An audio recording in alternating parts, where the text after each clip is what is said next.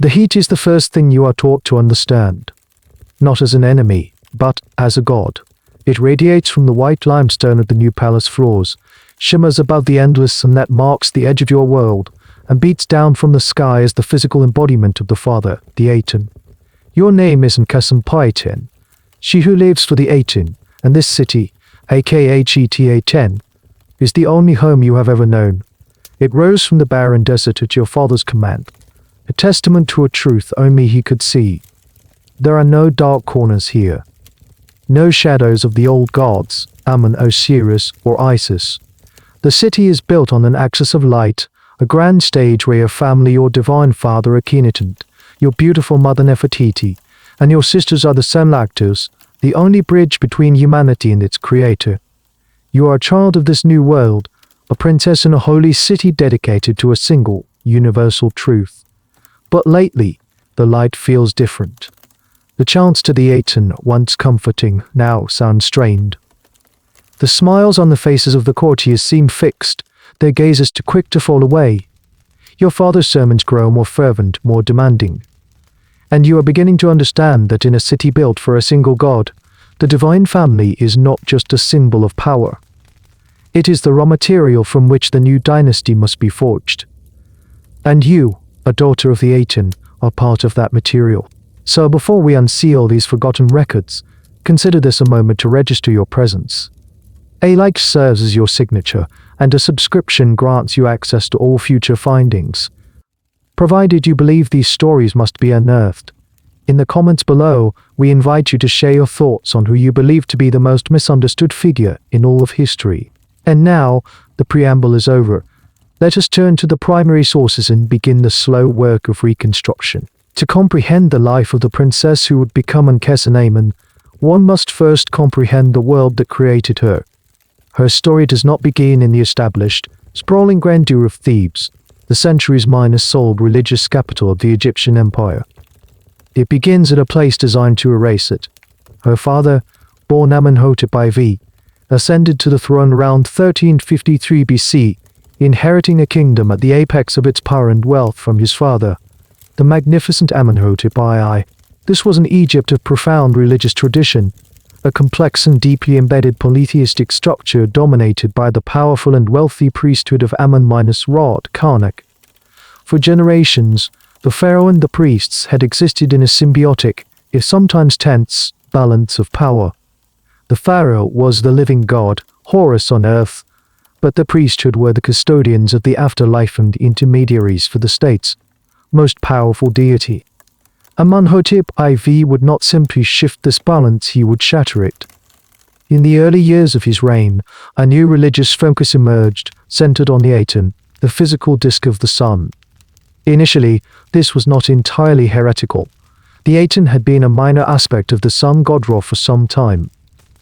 But under the new pharaoh, it was elevated above all other gods in a movement of syncretic henotheism that rapidly morphed into a functional monotheism.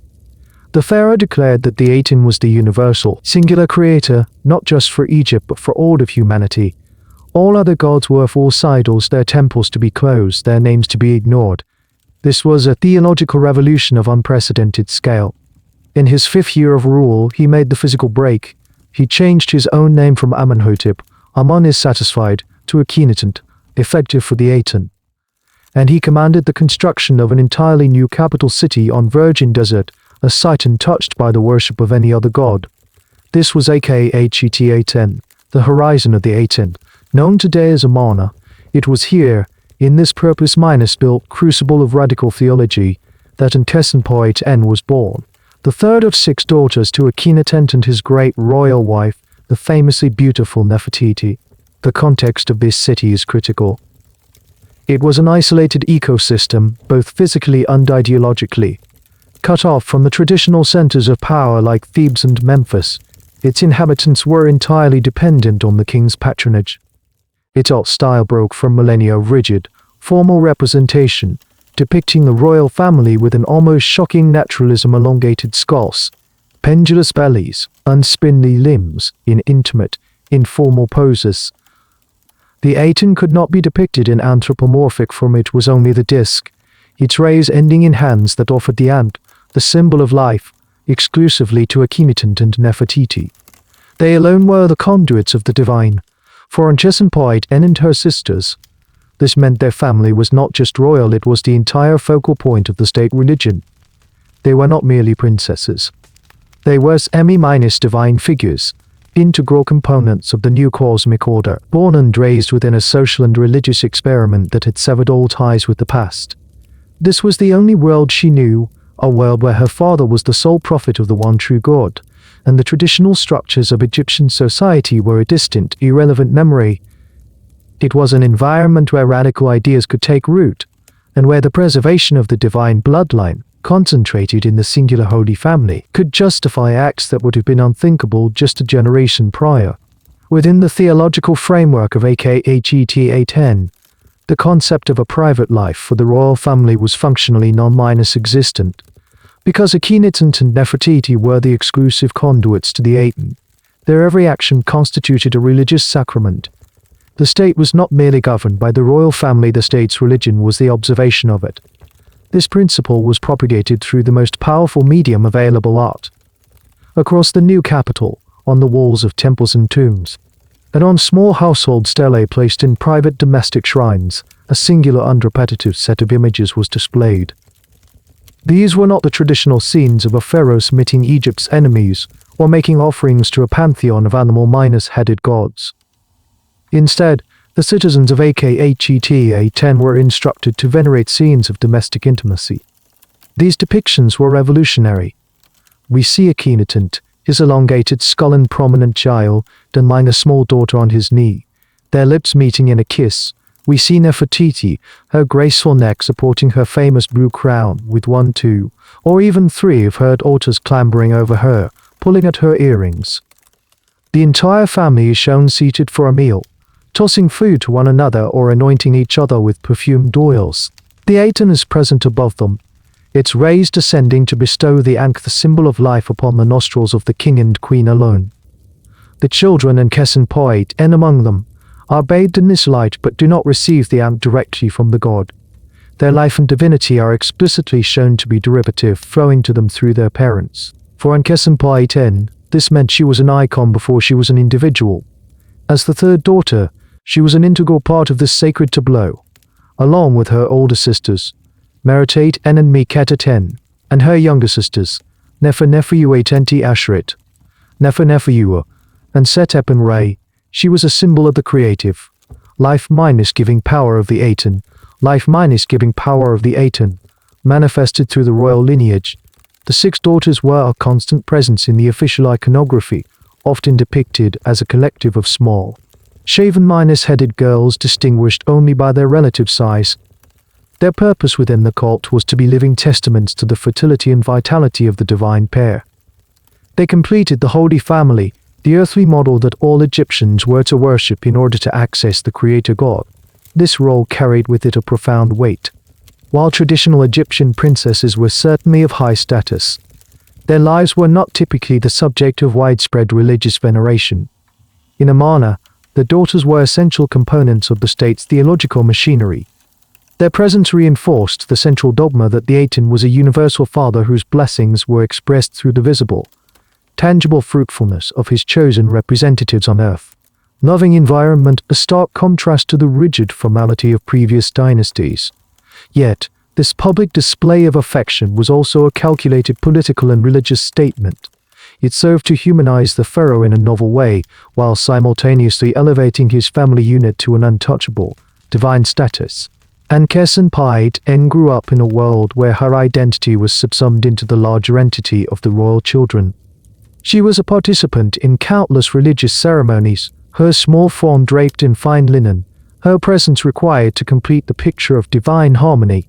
She learned from her mother, Nefertiti, who wielded a level of influence and prominence unprecedented for a great royal wife, being depicted in scenes of executive power traditionally reserved for the pharaoh himself. The lesson would have been clear in the world of the Aten. Female royalty were not just consorts, they were fundamental pillars of the cosmic order. But this elevation came with a dangerous corollary. If the family unit was the sole vessel of divinity, its purity and continuation became a matter of paramount state security. The blood that flowed in her veins was not merely royal, it was considered the only pure conduit for the Aten's power on earth. Celebrated in every relief carved into the city's walls, would ultimately become her cage, transforming her from a cherished daughter into a dynastic necessity. The formative influence on any child is that of their parents. And for Ankhesenpaaten, this principle was magnified to a theological and political absolute. If her father, Akhenaten, represented the radical new interpretation of divine power, her mother, Nefertiti, provided the model for how female royalty could wield it. The shadow cast by the great royal wife was long and complex, and it would fundamentally shape her daughter's understanding of her own position, her potential, and her obligations. Nefertiti was not a passive consort, a beautiful accessory to the pharaoh's reign. She was an active participant, a co-regent in all but name, whose prominence in the art and inscriptions of Amarna is without precedent in the annals of Egyptian history. Evidence for Nefertiti's extraordinary status is abundant and explicit. Her full name, Nefertiti Nefertiti, translates to beautiful are the beauties of Aten. A beautiful woman has come.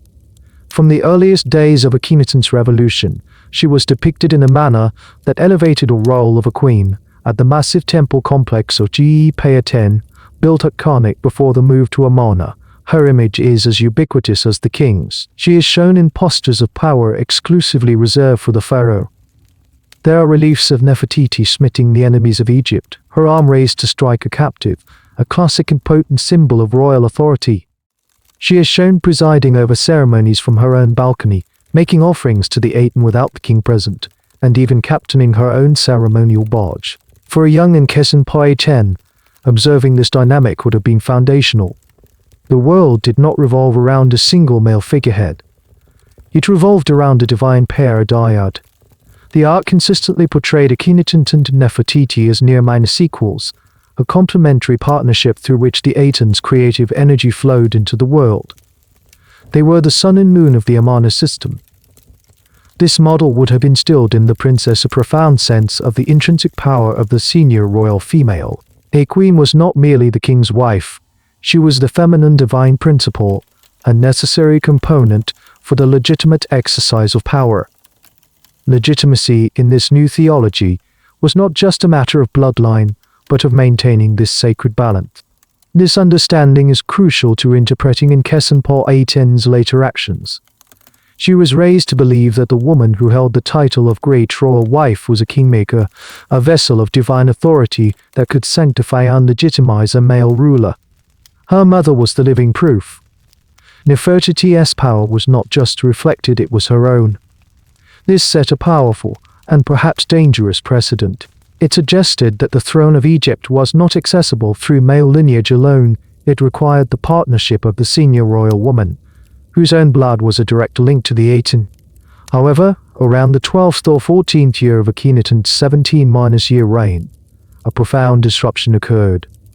Nefertiti, the ever-present, all-powerful queen, effectively vanishes from the historical record. The reasons for her disappearance are the subject of intense scholarly debate. Some theories suggest she died, perhaps in a plague that seems to have swept through the city, which may have also claimed the life of Ankhesenpaaten's second sister, Ankhesenamun, whose dramatic mourning is depicted in the royal tomb. Other theories propose she fell from grace, though there is no definitive evidence for such a dramatic turn of events. A more compelling, though still unproven, hypothesis suggests she did not vanish at all, but transformed. Some Egyptologists argue she adopted a new identity as Akhenaten's co-regent, ruling under the name Nefertiti or Asmenkhkr. Whatever the cause, the effect on her daughters would have been seismic. The central female pillar of their world was suddenly gone.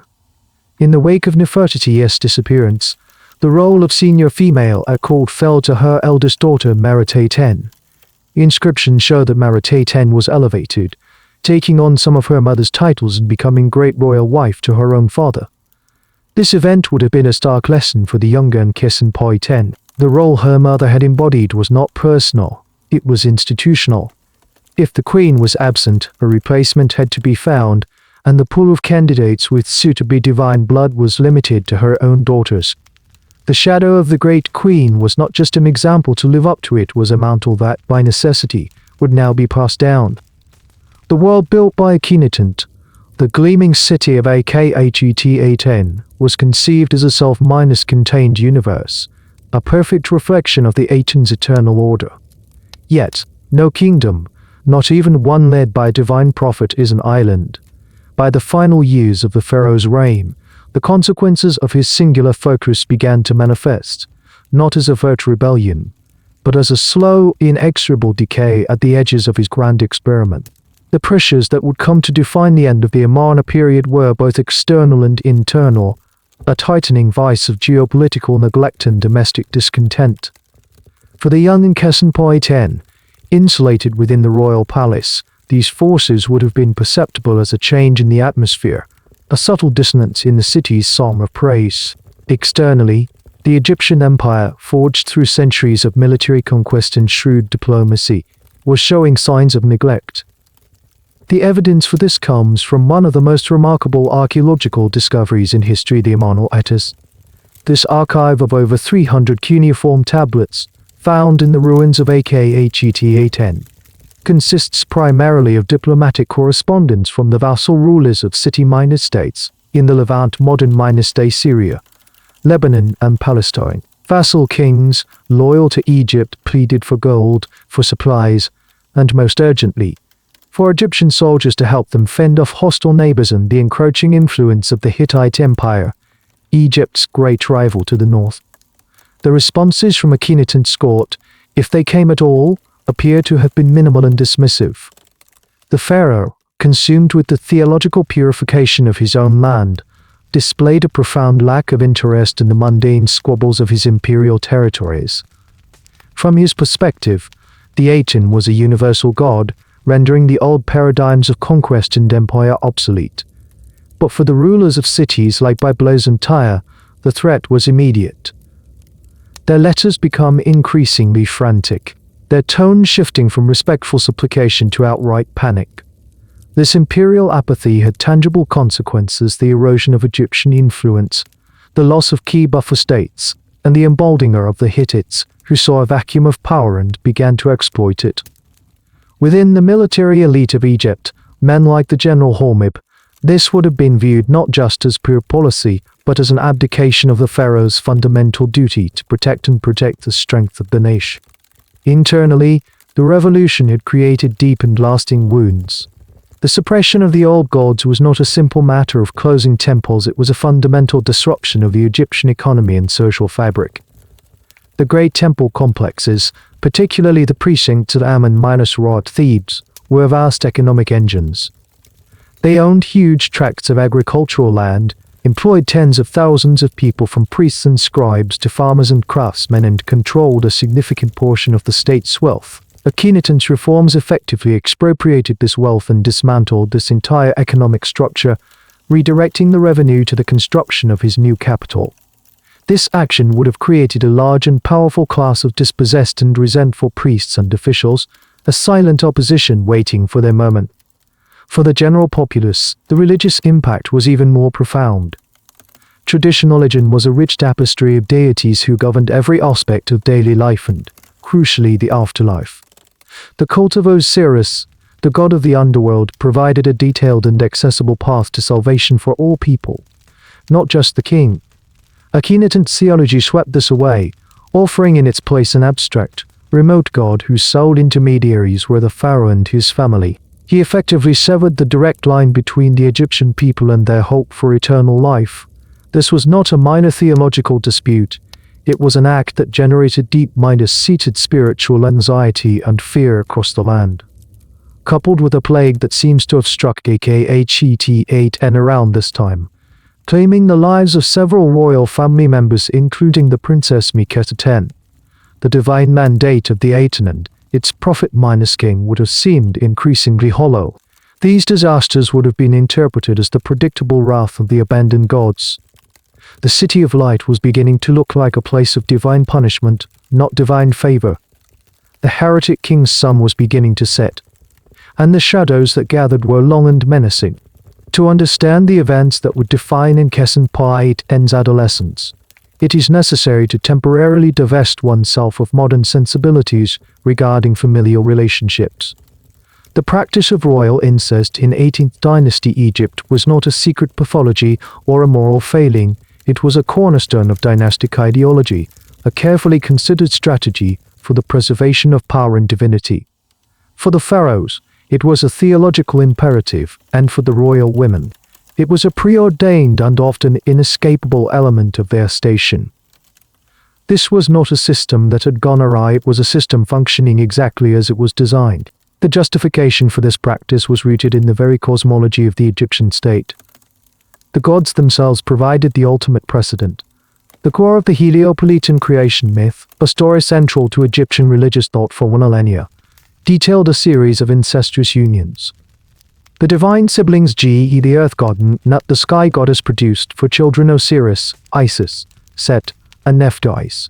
Osiris then married his sister Isis, and from their union came Horus, the falcon god who was the divine archetype of the living pharaoh. This was not merely a story, it was a divine charter for kingship. The marriage of Osiris and Isis was the ideal union, a perfect consolidation of divine power that produced the legitimate heir. For the pharaoh, who was the living incarnation of Horus on earth, their duty was not to defy this model but to emulate it. By marrying his sister, a pharaoh was replicating the most sacred of unions, thereby reinforcing his own legitimacy and ensuring the cosmic order, or mayat, was maintained on earth. Beyond this powerful mythological imperative lay a cold and practical political logic. In the high-stakes world of the Egyptian court, marriage was a primary tool for forging alliances and distributing power. If a pharaoh married the daughter of a powerful noble family or a high-ranking general, he would invariably elevate that family, creating a potential rival power base within the palace. The new queen's father and brothers would become influential figures, a potential threat to the throne or future successions. Marrying foreign princesses, a common practice for diplomatic purposes, also carried risks. These women were used to secure treaties and cement relationships with rival powers like Mitanni or Babylon, but they were seldom elevated to the primary position of great royal wife. Royal incest neatly circumvented all of these problems. By marrying his own sister or daughter, the pharaoh kept power, wealth, and influence concentrated entirely within the nuclear royal family. There was no powerful father in law to appease, no ambitious brother in law to monitor. The lineage remained undiluted, the line of succession unambiguous. The title of Great Royal Wife was the most powerful female office in the land, and it was far safer to bestow it upon a woman whose loyalty was to the existing family unit than to an outsider. The strategy was particularly focused on the female line. The royal women of the 18th dynasty were not just consorts, they were carriers of the royal blood. Titles like King's Daughter, King's Sister, and Great Royal Wife were not merely descriptive but conveyed immense sacral and political authority. In some instances, the legitimacy of a pharaoh's rule was seen as being confirmed and activated through his marriage to the principal royal heiress. In the unique high-pressure environment of Ankhesenamun, these long-standing traditions were amplified by Akhenaten's heretical theology. His doctrine stated that his family was the only conduit to the one true God. This made the royal bloodline not just special but singularly divine. The blood of Akhenaten and Nefertiti was, in a literal sense, the only sacred substance on earth. To mix it with the blood of an ordinary mortal, even one from a high-ranking noble family, would be an act of theological contamination. It would dilute the very essence of the Aten's connection to humanity. As Akhenaten's reign progressed, and with Nefertiti's apparent disappearance from the court, the pharaoh faced a critical problem of succession and ritual continuity. The office of Great Royal Wife could not remain vacant. He needed a consort who shared his divine nature. The only candidates who met this absolute criterion were his own daughters. For a king who had already remade the cosmos in his own image, taking the next logical step to preserve the purity of his holy experiment was not an act of transgression.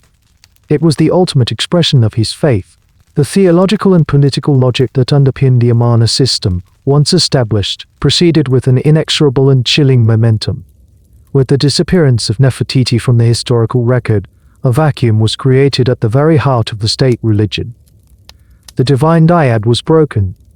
Akhenaten, the sole remaining conduit to the Aten, required a female counterpart of equal divine purity to fulfill the ritual and dynastic functions of the great royal wife. The precedent had already been set when his eldest daughter, Meritaten, was elevated to this position, even giving birth to a daughter named Meritaten or Meritaten the Younger. But as the reign entered its final, tumultuous years, this pattern of dynastic consolidation would repeat itself, descending one step further down the line of succession. The focus now fell upon the third daughter, Ankhesenpaaten. The evidence for her marriage to her own father is not found in a grand marriage stela or a celebratory relief. Such a union, while theologically necessary from Akhenaten's perspective, may have been too radical to advertise with the same openness as his primary marriage to Nefertiti. Instead, the proof is more subtle, found in fragmented inscriptions that are nonetheless clear in their implications. The most compelling pieces of this evidence come from building blocks reused in later constructions at Hermopolis, a site not far from Ankhesenamun. These blocks, originally from the now-minus dismantled temples of Amarna, bear inscriptions from the last years of Akhenaten's rule. On one of these fragments, a text makes reference to a royal child, Ankhesenpaaten, born of the king's daughter, Ankhesenpaaten. The phrasing here is precise and of critical importance. The suffix t means the younger or junior, a common way to distinguish a child named after a parent. The inscription explicitly states that this child's mother is the king's daughter, Ankhesenpaaten. It does not name the father. However, in the context of the Amarna royal family, where the purity of the divine bloodline was the supreme ideological concern, the father of a child born to a king's daughter who was herself unmarried to an outside figure could only be the king himself. The child, Ankhesenpaaten the Younger, was therefore the daughter and also the granddaughter of Akhenaten. This inscriptional evidence makes it clear that at some point in the final phase of her father's reign, Ankhesenpaaten, the king's third daughter, was elevated to a consort's role. It is difficult to ascertain her exact age at this time. Based on the likely chronology of her birth around year 8 or 9 of Akhenaten's reign, her marriage and the subsequent birth of her daughter would have occurred or she was, at the oldest, in her early teens, and quite possibly as young as 10 or 12. She transitioned from a child, depicted playing at her parents' feet in the early Amarna reliefs, to the bearer of the next generation of the divine line. This union was the ultimate expression of Akhenaten's theological worldview. Faced with the potential extinction of his pure, Aten-blessed lineage, he turned inward, treating his own family as the sole resource for its continuation. Ankhesenpaaten was no longer simply a princess or a sacred icon to be observed. She became an active and essential component in a desperate strategy of dynastic survival. Her body was now a vessel, charged with the duty of producing an heir of unadulterated divine blood. A child who would be the product of 2 generations of direct descent from the prophet of the Aten. This was not an act of personal depravity as a modern observer would understand it, it was a state-sanctioned, theologically driven act intended to safeguard the entire cosmic structure Akhenaten had built. For the young princess, however, the distinction would have been meaningless. Her childhood was irrevocably concluded, her life path now fused with the political and religious anxieties of her father-king. She was now bound to the very center of the Amarna system, a system that was beginning to fracture under its own immense weight. The birth of Ankhesenpaaten, the daughter of the king and her own daughter, marked the final and most intense period of dynastic concentration during the Amarna era. This event was not merely a royal birth, it was a profound theological statement, a physical manifestation of Akhenaten's commitment to the purity and singularity of the Aten bloodline. The child's existence, derived from a highly consanguineous union, solidified her position as the purest living representative of the heretic faith. The naming convention itself is instructive. By naming the child Ankhesenpaaten, Ankhesenpaaten the Younger, the royal family intentionally highlighted the continuation of the core identity and sacred status across generations. This practice was typical in Egyptian royalty, but took on increased symbolic weight in Amarna, where the names themselves were declarations of loyalty to the Aten. The daughter of the pharaoh's daughter was a living testament to the successful, if desperate, propagation of the divine seed. The historical implications, however, reveal the inherent danger in such a closed system. While the strategy successfully kept power within the immediate family, it dramatically reduced the number of available legitimate heirs. By this point in Akhenaten's reign, several of his original 6 daughters had either died or effectively vanished from the main record, likely due to the widespread plague or simply political restructuring. Meritaten, the eldest, had served her purpose, and with the birth of a child to Ankhesenpaaten, the 3rd daughter was elevated to the status of a primary legitimizing figure. This child, Ankhesenpaaten, represented the future, yet her life trajectory was immediately precarious. Historical analysis of highly inbred lineages, both ancient and modern, points to increased vulnerability to genetic disorders and physical frailty. While we have no direct evidence of this young girl's health, her short presence in the record suggests a life under the immense pressure of expectation, burdened by a lineage that had, by definition, rejected the traditional sources of stability and external influence. Her role was not to rule, but to exist to be the proof that the Aten still sanctioned Akhenaten's revolutionary path. Furthermore, the structure of the court around this young family unit was fragile. The 2 most powerful figures remaining in Ankhesenamun, besides the king, were the General Hormib, the commander-in-chief of the army, and the aging vizier, who held the title God's Father, a title often given to the father-in-law of the king. These men represented the older, establishment order, military strength and bureaucratic continuity, and they had silently endured Akhenaten's religious zealotry. The isolation of the royal family, now almost physically incestuous, meant that the fate of the entire regime rested upon the health and survival of a small handful of individuals. The existence of Ankhesenpaaten, it was a high-stakes gamble. If the child survived and proved fertile, the Aten line would be secured for another generation. If she did not, or if her father, the king, were to die prematurely, the entire edifice of the Aten cult would be at risk of collapse.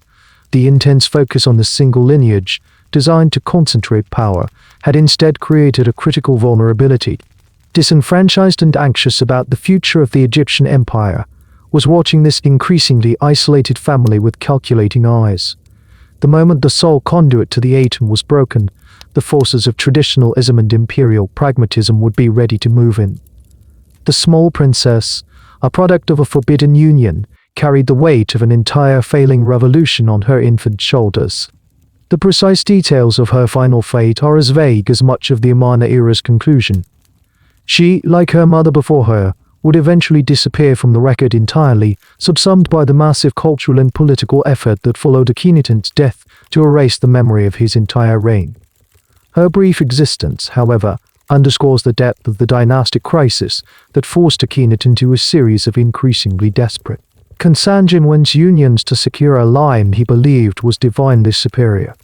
The system of dynastic survival that Akhenaten constructed in his final years was perfectly designed but fundamentally brittle. It was a delicate glass sculpture, beautiful in its internal logic, but predicated entirely on the life of its creator. Around 1336 BC, in the 17th year of his reign, the central pillar of this structure gave way. The pharaoh Akhenaten died. The exact circumstances of his death are lost to history. No grand inscription records his final moments or the cause of his passing. He simply disappears from the record, leaving behind a theological and political void of staggering proportions. With his death, the entire Amarna experiment was thrown into an immediate and existential crisis. The core dogma of the Atenist faith held that Akhenaten was the sole prophet, the exclusive intermediary between the creator God and humanity. The Aten did not speak to priests or listen to the prayers of the common man. It communicated only with the king. Now, the king was dead. This was not merely a succession crisis, it was a crisis of faith. The god of Ankhesenamun was suddenly silent, its connection to the world severed. For the inhabitants of the city, who had abandoned centuries of tradition for this new truth, the event would have been cataclysmic, a terrifying moment of divine abandonment. Into this vacuum of power and faith stepped the surviving members of a deeply fractured and depleted royal family. The most significant of these was the young Ankhesenpaaten. Overnight Hearst the king's daughter and consort, she was now the widow of a dead god-king, the mother of his purest descendant, and one of the last living carriers of the sacred Amarna bloodline. Her personal grief, if any existed, was utterly subsumed by her newfound political value. She became the ultimate prize, a vessel of legitimacy whose hand in marriage could confer a semblance of dynastic continuity upon any potential successor.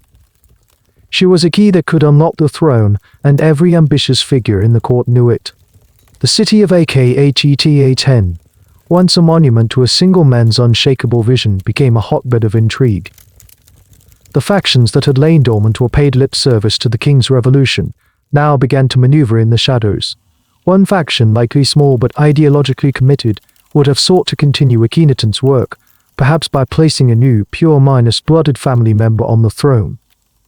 Opposing them was the powerful and wealthy the Ban establishment, the dispossessed priesthood of Ammon and the traditionalist nobility, who saw this as their long-awaited opportunity to restore the old gods and reclaim their power.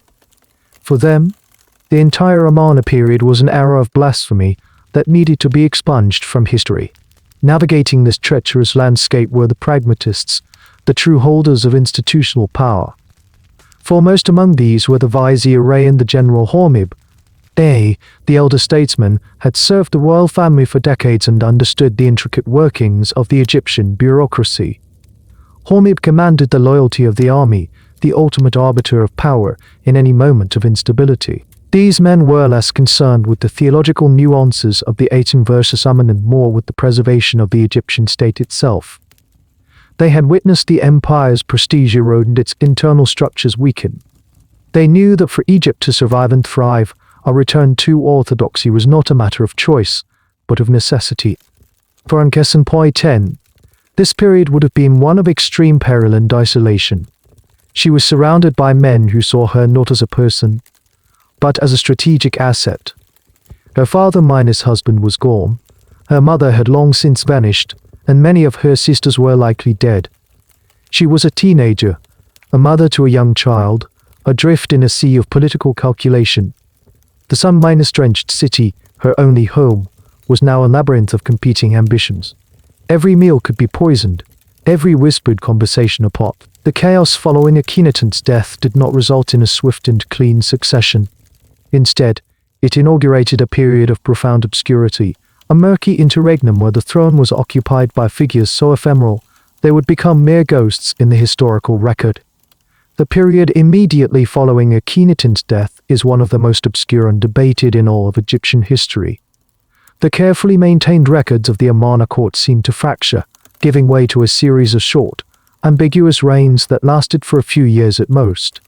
For Ankhesenpaaten, this was a time of profound uncertainty, as the throne was claimed by figures whose very identities are still a matter of intense scholarly contention. These were the phantom pharaohs, rulers who emerged from the chaos and vanished almost as quickly, their brief tenures representing the death throes of the Atenist revolution. The first of these ephemeral figures to appear in the record is a ruler named Neferneferuaten. This throne name is, confusingly, identical to a name used by Nefertiti earlier in Akhenaten's reign, and is also similar to the name of Akhenaten's fourth daughter, Neferneferuaten Asheret. For a long time, Egyptologists struggled to disentangle these identities. However, compelling evidence now suggests that this Neferneferuaten who ruled after Akhenaten was a woman.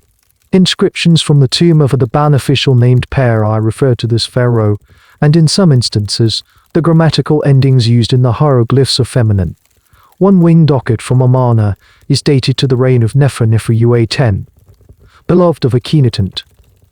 This has led many to a startling conclusion that the successor was one of Akhenaten's own daughters, perhaps Meritaten, stepping up to rule in her own right, or even Nefertiti herself, Re- emerging from obscurity to seize control. If this pharaoh was indeed a woman, she was attempting to hold the Atenist state together, ruling as a king in the tradition of Hatshepsut from an earlier dynasty. Contemporaneous with, or immediately succeeding, Nefernefer-U-10 was another enigmatic ruler who took the throne name and Keper-Uran the personal name Esmenkhkr. For many years, Esmenkhkr was believed to be a male co-regent of Akhenaten in his final years. The evidence is slim, consisting of a few inscribed rings and other minor artifacts. The relationship of Esmenkhkr to the royal family is unknown. Was he a son of Akhenaten by a minor wife? Or was Esmenkhkr simply the name adopted by the female pharaoh Nefernefer-U-10 when she ruled alone, a masculine name to legitimize her authority? The theories are numerous and fiercely contested, but the practical effect was the same: a short-lived and unstable reign that failed to resolve the fundamental crisis. During this period, Ankhesenpaaten's position would have been central to any claimant's legitimacy. If Nefernefer-U-10 was indeed her older sister Meritaten, Ankhesenpaaten would have been a key figure at court, a living link to their divine father. Esmenkhkr, if he was an outsider or a more distant male relative, would have almost certainly needed to marry a primary royal woman to solidify his claim. It is highly probable that he married Meritaten, Akhenaten's widow and eldest daughter. There is a calcite-loving cup now in the Metropolitan Museum of Art that depicts a royal couple in the Amarna style. The cart issues are those of Esmenkhkr and Meritaten. This suggests a brief, politically motivated union designed to shore up his tenuous grasp on power. The reigns of these phantom pharaohs represented a desperate attempt by the remaining Amarna royalists to keep the flame of the Atenist faith alive. By placing members of Akhenaten's immediate family on the throne, they sought to maintain the theological premise of a singular divine bloodline. But their authority was paper-thin. The political realities were shifting beneath their feet. The power of the Amun priesthood was emerging in Thebes, and the military, under Hormuzd, was growing impatient with the chaos at the center. These short, shadowy reigns were a holding action, a fragile dam against the returning tide of orthodoxy. They failed. Both Nefernefer-U-10 and Esmenkhkr vanished from the record as quickly as they appeared. Their reigns were so effectively erased by later pharaohs that their very existence was only rediscovered by modern archaeologists sifting through the rubble of history. For Ankhesenpaaten, their failures were a clear and ominous sign. The strategy of relying on the purity of Amarna blood alone was not enough to hold the throne.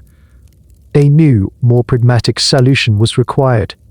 With the brief and shadowy reigns of Nefernefer-U-10 and Esmenkhkr having ended in failure, the political gravity in Egypt shifted decisively.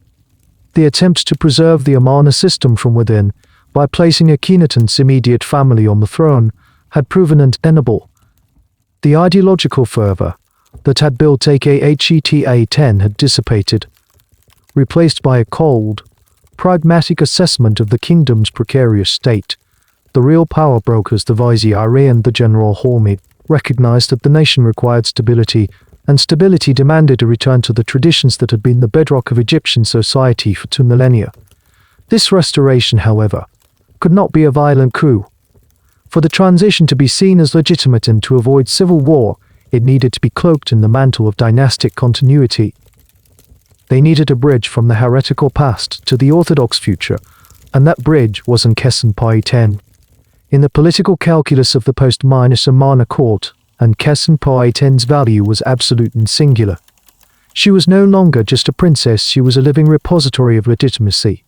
By blood, she was the daughter of the pharaoh Akhenaten and the great royal wife Nefertiti.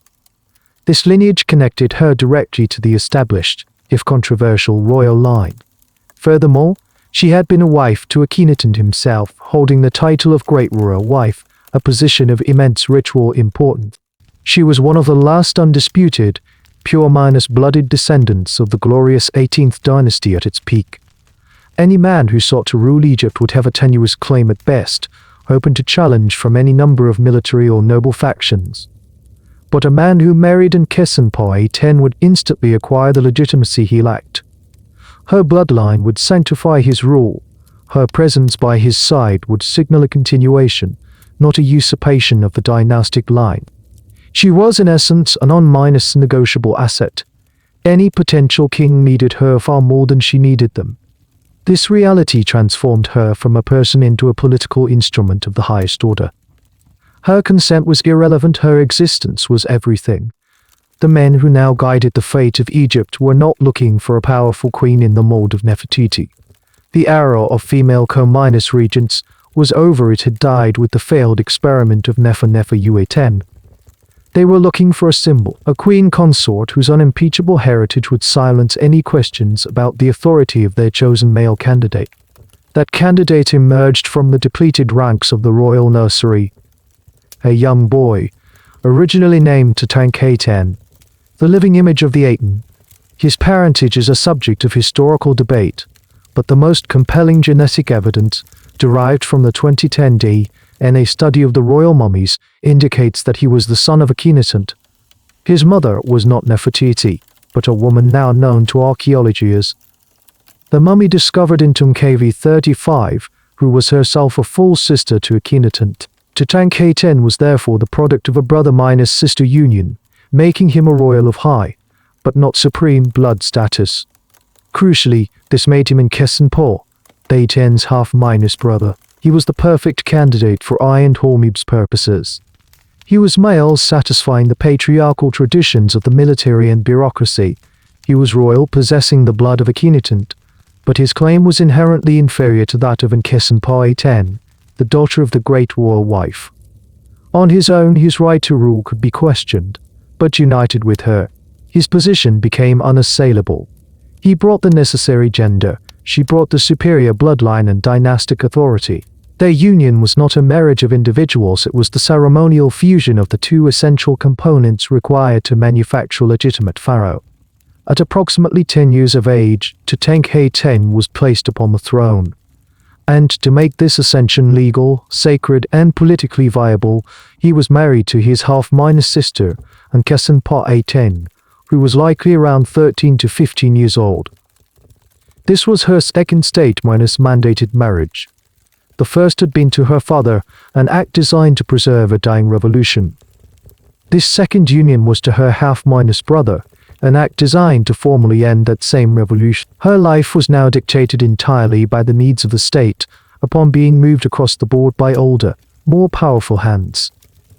The intimacy of her person, her body, her fertility, her name was now fully and irrevocably the property of the Egyptian throne.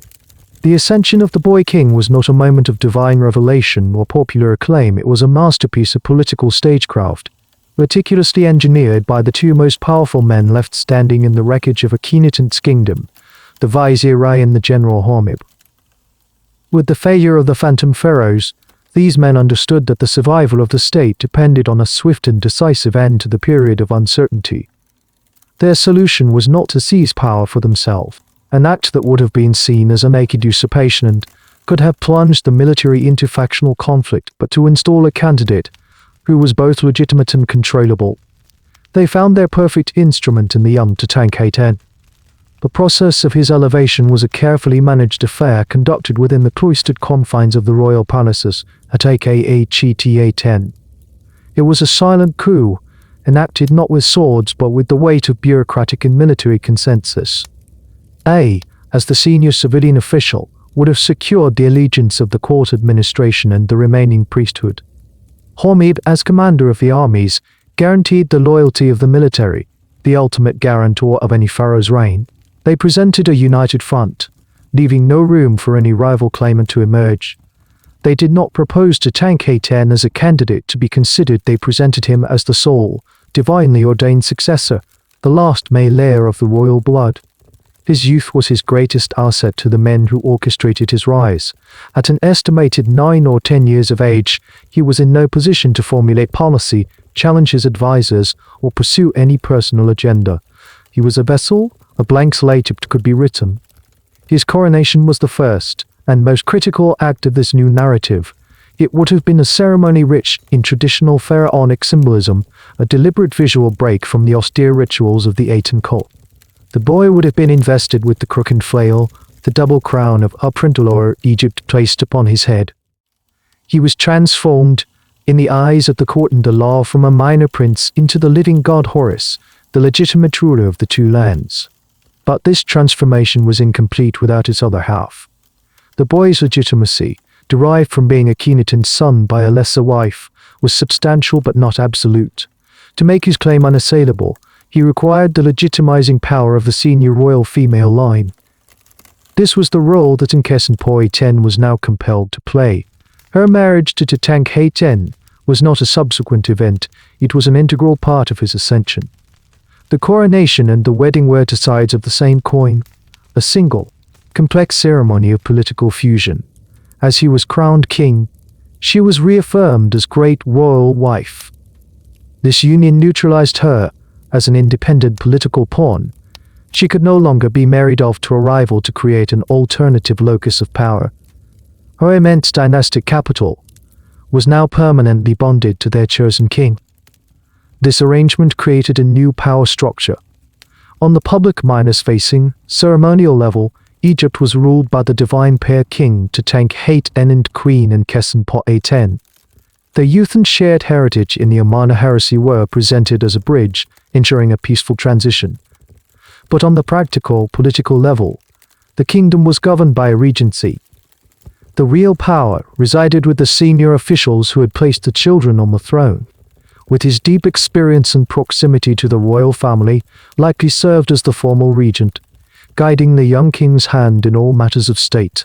Hormib remained in the background, his authority implicit in his command of the military. The court, for the moment, remained in Ankhesenamun. To the outside world, it may have appeared that the dynasty of the heretic king was continuing. But for the inner circle, the first step in a long and systematic process of counter-revolution had been successfully completed. The throne was secured, the line of succession was clear, and the rulers were children who would do exactly as they were told. The union of Tutankhamun and Ankhesenpaaten was a transaction, a political merger designed to stabilize a kingdom on the brink of collapse. For the architects of this new regime, Aya and Hormib, the personal feelings of the two adolescents were of no consequence. He was the king, she was the queen. Their duty was to embody the restored harmony of the state. He, a boy of about 10, and she, a young woman of perhaps 13, were bound together not by choice, but by the inexorable weight of dynastic necessity. This was Ankhesenpaaten's second forced marriage, a transition from the consort of her father to the consort of her half-brother. The reality of this union, beyond its political symbolism, is something that history can only glimpse through the artifacts left behind. For Ankhesenpaaten, the psychological landscape must have been bewildering.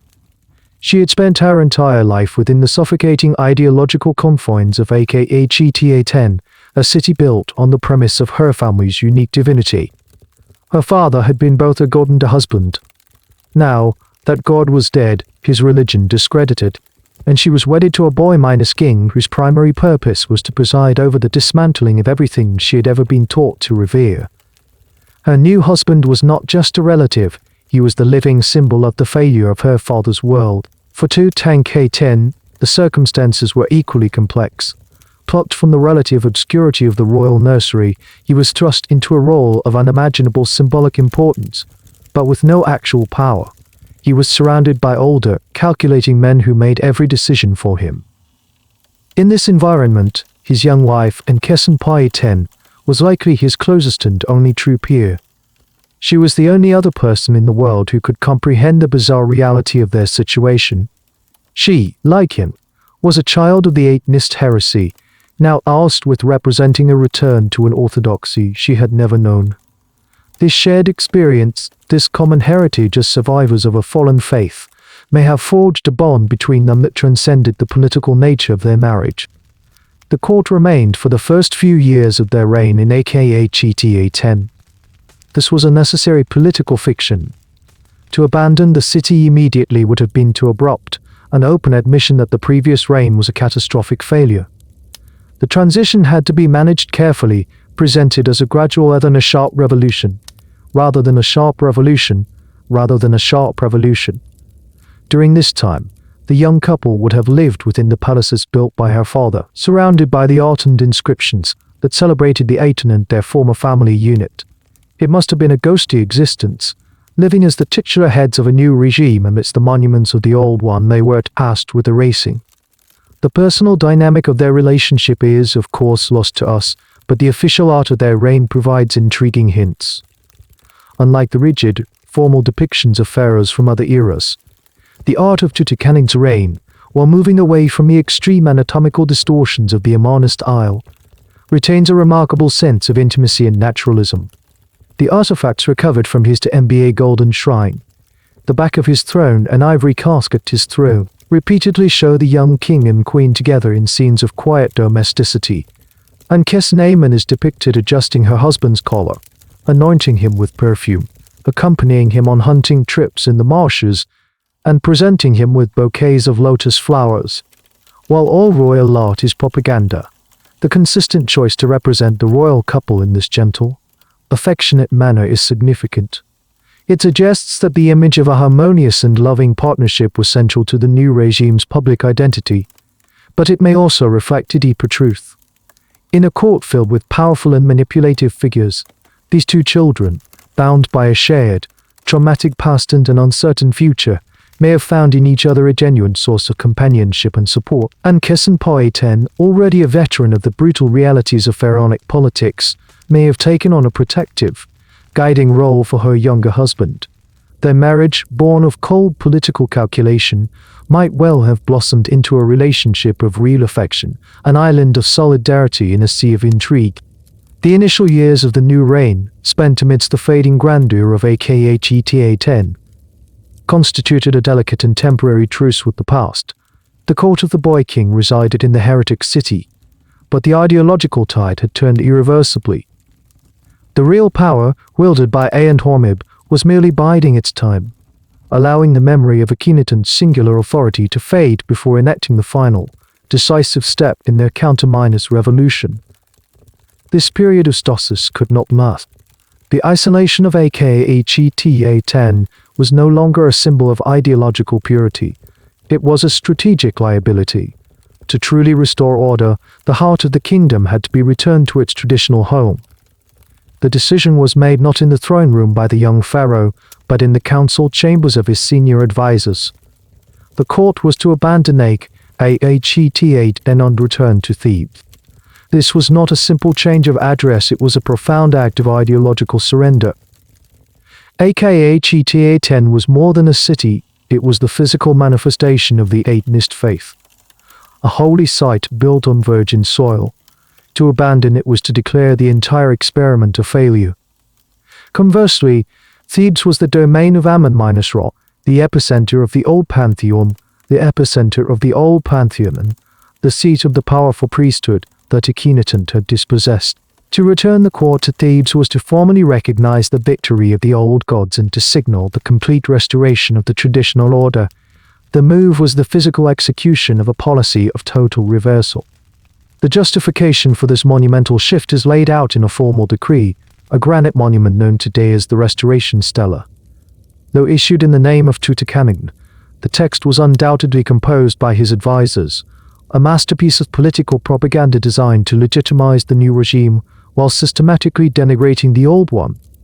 The stela paints a grim picture of the nation under Akhenaten, without ever naming the heretic king directly. It speaks of a time when the gods had turned their backs on Egypt, when the land was in ruin. The temples of the gods and goddesses, the inscription reads, had gone to pieces. Their shrines were desolate, had become mounds overgrown with weeds. If one prayed to a god to seek counsel from him, he would never come. The document describes a state of cosmic and military paralysis, where the army was ineffective and the nation's fortunes had collapsed.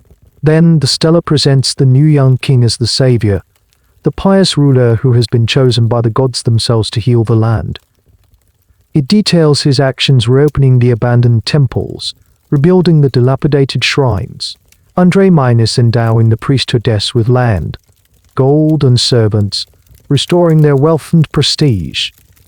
The decree is an explicit and public repudiation of Akhenaten's entire life's work, framing it as a dark age of divine abandonment from which Egypt was now being rescued. The return to Thebes was the capstone of this restoration project. The logistical undertaking of relocating the entire state apparatus would have been immense. This was not just the royal family, but the whole machinery of government.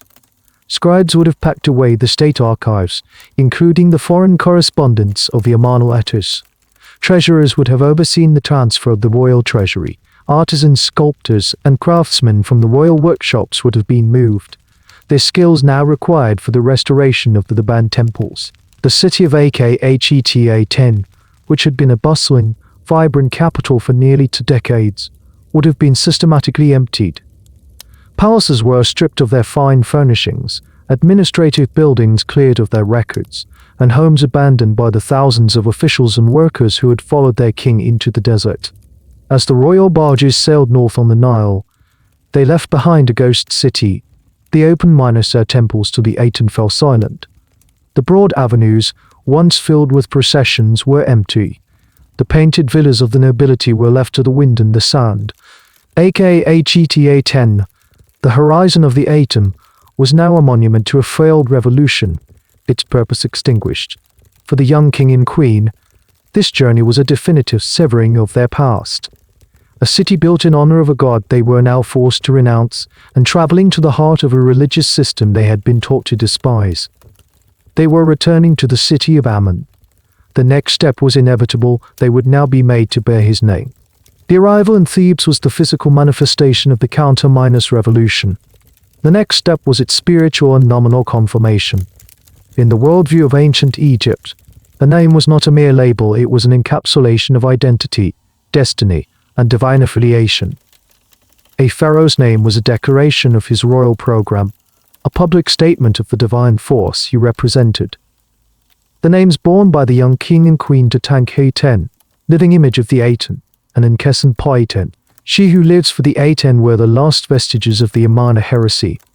They were blasphemies carved in cartouches, a constant and intolerable reminder of the abandoned god, spoken aloud in the very heart of Ammon-Minus' sacred city. This ideological incompatibility could not be allowed to stand. The pressure to conform would have been immense and non-negotiable, coming directly from the newly empowered priesthood of Ammon. These were the men whose temples had been shuttered, whose wealth had been confiscated, and whose gods had been declared false. Their return to prominence was predicated on the completion of the Atenist cult.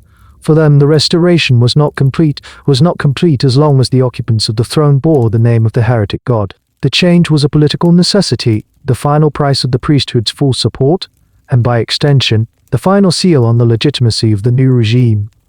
The decision, like all others, was made for the royal children by their guardians. Sometime around the 4th year of their reign, a royal decree was issued. The king's name was officially changed from Tutankhaten to Tutankhamun. The queen's name was changed from Ankhesenpaaten to Ankhesenamun, was excised and replaced with Ankhesenamun. This was a simple substitution of a few hieroglyphs, but its symbolic significance was earth-shattering. It was a public capitulation, a formal act of submission to the old pantheon. The living image of the Aten now declared himself the living image of Ammon. The woman who lives for the Aten now pledged that her very life was for Ammon. This act of nominal rebranding was broadcast throughout the kingdom. On monuments, in official documents, and in religious inscriptions, the old names were methodically chiseled out and replaced with the new. It was a powerful and unambiguous message to every corner of the empire. The Amarna period was officially over. The gods were back in their heavens, the proper order of the cosmos was restored, and the monarchy had returned to the fold of orthodoxy. For the political establishment, this was the moment of ultimate triumph. It cemented the alliance between the throne, the priesthood, and the military, creating a unified power structure that could finally begin the work of repairing the damage done to the empire's internal and external standing. For Ankhesenamun, however, this change represented the final and most intimate act of erasure. Her original name, Ankhesenpaaten, was a direct link to her father, her mother, and the entire world of her childhood. It was the name given to her at birth, a name that embodied the central truth of the universe as she had been taught it. Now, she was forced to publicly wear the name of her father's greatest enemy, the god he had sought to destroy. It was a fresh renunciation of her own past, a verbal reaffirmation of her father's failure. She had already been forced to cede her body to the state, first in marriage to her father to preserve his dynasty, then to her brother to end it. Now the state had claimed her identity itself. The transformation was complete. She was no longer Ankhesenpaaten, third daughter of the visionary Akhenaten. She was Ankhesenamun, great royal wife of King Tutankhamun, a living symbol of the restoration. Her personal history had been sacrificed and rewritten to serve the narrative of the new regime. She was an ideological vessel, her original contents emptied out and refilled with the doctrine of the state. She was a beautiful, living monument to the victory of Amun, and like all monuments, her own feelings were irrelevant. With their new names, Tutankhamun and Ankhesenamun began their public life in Thebes. They were the central actors in the grand theatre of the restored state, their every appearance a calculated performance of orthodox piety. They presided over the opulent festivals of Amun, officiated at the reopening of desecrated shrines, and received foreign envoys in the traditional splendor of the Theban court. On the surface, they were the perfect embodiment of the new era, a young, divine couple leading Egypt back into the light of the true gods. Their past, the sun-drenched heresy of Ankhesenamun, was a closed and sealed chapter. Yet it is from within the treasures of this new orthodox reign sealed in a tomb that would lie undisturbed for over 3,000 years that we get our most profound insights into the private reality of their state-mandated union. The art that decorated the personal possessions of Tutankhamun is unlike that of almost any other pharaoh. While the grand temple reliefs reverted to the more formal, rigid styles of tradition, the objects the king and queen used in their daily lives retained a startling degree of the Amarna period's naturalism and intimacy. These artifacts, designed not for public consumption but for the couple's own use within the palace, suggest a relationship that went far beyond mere political convenience. They hint at a bond of genuine affection and companionship. The most iconic example is the back panel of the king's golden throne. Here, in a scene of serene domesticity, the young pharaoh is shown relaxing in a chair, his posture informal. Before him stands his wife, Queen Ankhesenamun. And above them, the sun disk of the Aten is depicted, its rays terminating in hands that offer the Ankh, the symbol of life. Though the king and queen now bear the name of Amun, the iconography of the old faith subtly endures in this private scene. This is not the depiction of a god king and his subordinate consort. It is a portrait of a husband and wife, a moment of quiet, shared intimacy. This motif is not an isolated one. It is repeated across numerous objects found in the tomb.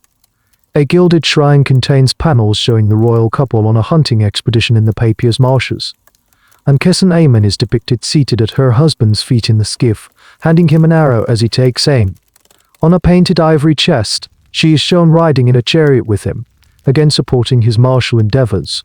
On the lid of a calcite cosmetic box, she is again shown anointing his body. She is not a passive accessory but an active and integral partner in his life, both in leisure and in the symbolic duties of kingship.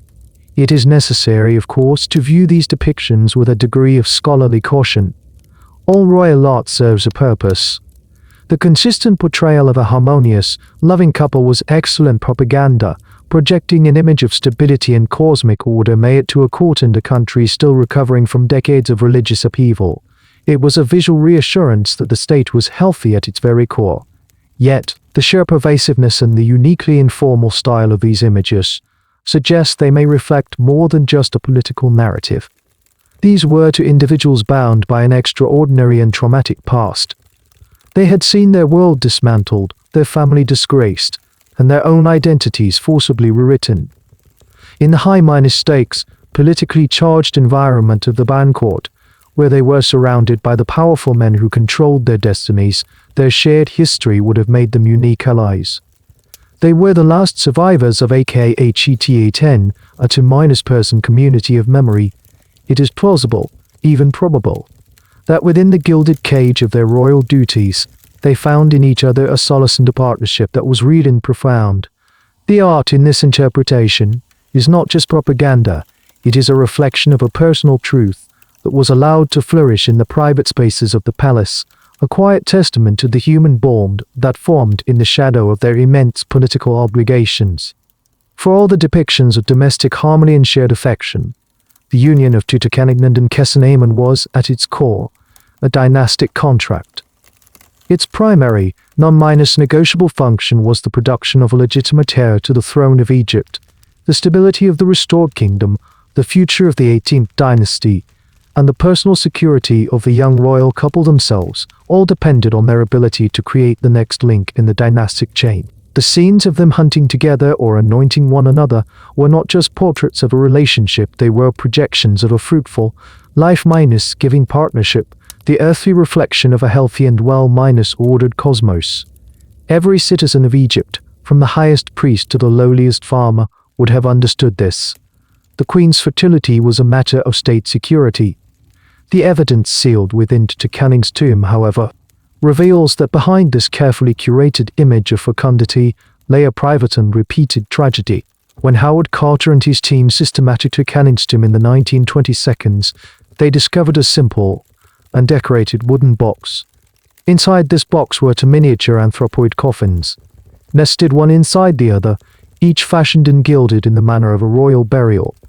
The inscriptions on the gold bands of each coffin identified the occupant simply as the Osiris, a generic funerary term indicating a vigil, but the royal context was unmistakable. When these tiny coffins were opened, they were found to contain the mummified remains of two human fetuses. They were the unborn heirs of the boy king. Subsequent medical examinations, both at the time of discovery and in more recent years using modern technology, have provided a clearer picture of this dynastic tragedy. The first, smaller fetus was female, estimated to be at a gestational age of approximately 5 to 6 months. The second, larger fetus was also female and had been carried nearly to full term, estimated at 8 to 9 months of gestation. Both had been carefully, if perhaps hastily, mummified and provided with their own miniature funerary masks. They were not discarded, they were treated with the reverence due to royal children, their small bodies prepared for a journey to the afterlife that they had never experienced in life. These two small mummies represent a catastrophic biological and political failure. They are the silent, heartbreaking evidence of Ankhesenamun's pregnancies, each ending not in the celebration of a new heir, but in the quiet grief of a stillbirth. The reasons for this repeated reproductive failure are almost certainly rooted in the very ideology that had defined her entire existence, the preservation of the pure Amarna bloodline. Modern genetic science has made clear the severe risks associated with generations of close inbreeding. Tutankhamun himself was the product of a brother-sister union. His wife, Ankhesenamun, was his half-sister, and she had already borne a child to her own father. This extreme level of consanguinity, a dynastic strategy designed to concentrate divine essence, had a predictable and brutal pathological consequence. It created a genetic minefield, dramatically increasing the probability of lethal recessive alleles coming together, leading to congenital defects, developmental failures, and stillbirths. Each of these failed pregnancies would have been a crisis, not just for the young couple personally, but for the entire regime. The news of a pregnancy would have brought hope to the court, the promise of a stable succession and a secure future. Its tragic conclusion would have sent ripples of anxiety through the political establishment. With no living heir, the future of the dynasty rested entirely on the fragile life of the young king himself. The pressure on Ankhesenamun to conceive and successfully carry a child to term must have been immense, a constant and heavy burden. She was fulfilling her biological duty, but her own highly concentrated divine blood, the very source of her legitimacy, was likely the cause of her inability to produce a viable heir. The two unborn daughters, laid to rest with their father in his tomb, are the ultimate tragic symbols of the Amarna legacy, biological dead end of a lineage that had declared itself divine, but had, through its own exclusionary practices, engineered its own extinction. The dynastic crisis precipitated by the lack of an heir was not a distant threat, it was a ticking clock. And in the 10th year of Tutankhamun's reign, around 1327 BC, the clock ran out. The pharaoh of Egypt, the last undisputed male heir of the great 18th dynasty, was dead. He was approximately 19 years old, His death was sudden, unexpected, and unmitigated disaster. The fragile stability that had been so carefully constructed over the past decade shattered in an instant. The direct male line of Amuzi, Thutmose, and Amenhotep was extinguished, leaving the throne of the two lands perilously vacant. For centuries, the cause of his death was a subject of intense speculation, with theories ranging from murder to disease. Early X-rays of his mummy, taken in 1968, revealed burned fragments within his skull, leading to a popular and enduring theory that he was assassinated by a blow to the back of the head, with a unhormib as the prime suspects. However, more recent and detailed analysis using computed tomography CT scans has largely debunked this hypothesis. The damage to the skull is now understood to be post-mortem, likely inflicted during the mummification process, or even by the rough handling of Howard Carter's excavation team. The modern forensic consensus points to a more mundane, though no less fatal, sequence of events.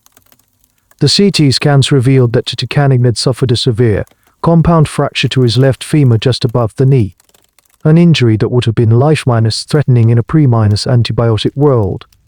It likely became badly infected, leading to gangrene, septic shock, and death within a matter of days. This devastating injury was inflicted upon a body already compromised by a lifetime of genetic defects, the direct pathological consequence of generations of inbreeding.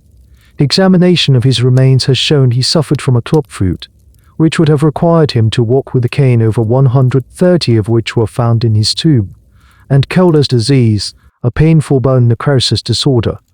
Furthermore, DNA analysis has revealed the presence of the malaria parasite, suggesting he may have been suffering from a recurring bout of the disease at the time of his accident, weakening his immune system and rendering him unable to fight off the subsequent infection.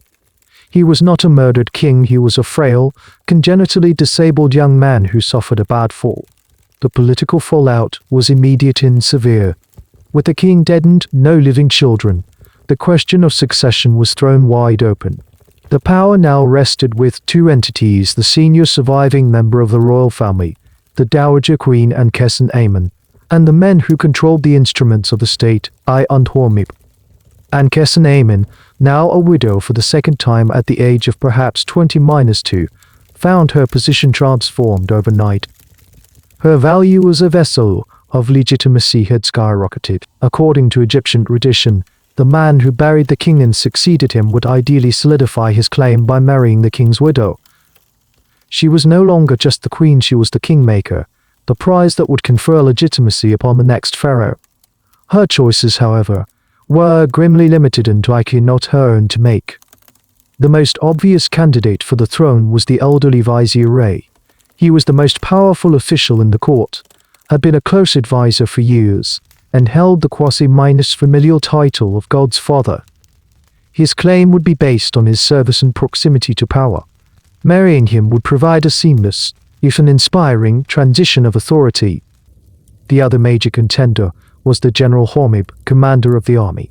His claim would be one of strength and military stability.